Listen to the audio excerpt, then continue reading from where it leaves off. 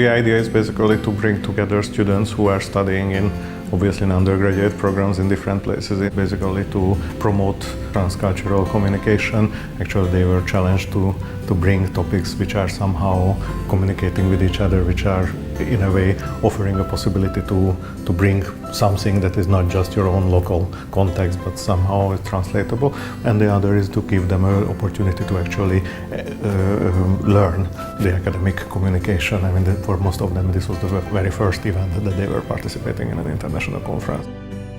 I was impressed by the mixture of cultures and national backgrounds.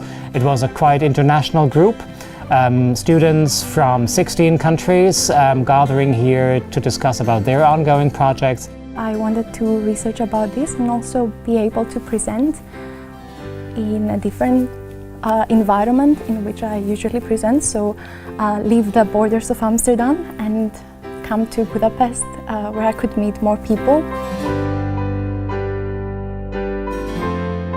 Finding a common ground for this conference was also about analyzing together what is around us from a historical perspective and kind of creating a historical distance. Everything is now connected to crisis, like from economy to social relations, and it would be very interesting to look at it from a historical perspective. I mean, how crisis is framed in different contexts, how different communities in historical distance were actually coping with crisis. So crisis has always to do with a certain perspective on a historical problem.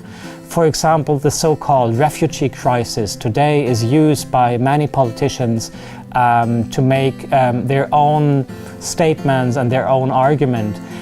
But in many cases, there is no objective crisis as such.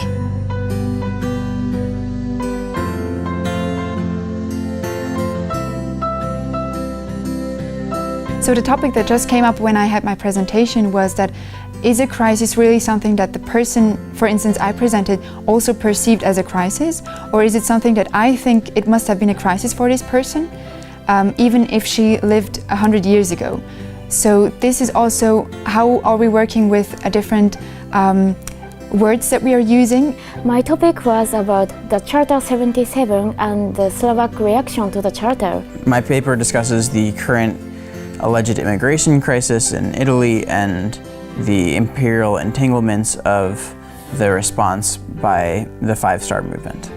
And I'm taking alchemy and Bitcoin as objects and as concepts that illustrate sort of a network of choices and a prolonged idea that sort of runs through and underlines history. I think what we got was an extremely scientific conference. I mean, this was not just a kind of social event with some sort of presentations. This was actually a very focused academic event with very well prepared papers, very focused discussions, very high level of conceptualization and academic involvement. The environment of CEU, the ambiance of the place is rather relaxed, and therefore this sort of high academic expectations are there in terms of content, but not in terms of formalities. I think it's a unique opportunity also to get feedback for one's own academic work, and I think it's a great experience to participate in such an international environment and conference.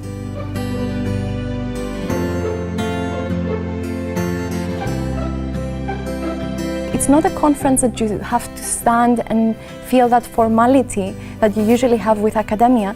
You have mostly freedom to sit around a table and talk comfortably about your topic, whatever that is, and then have an open discussion. And I think the element of open discussion is one of the things I really enjoyed until now in the conference.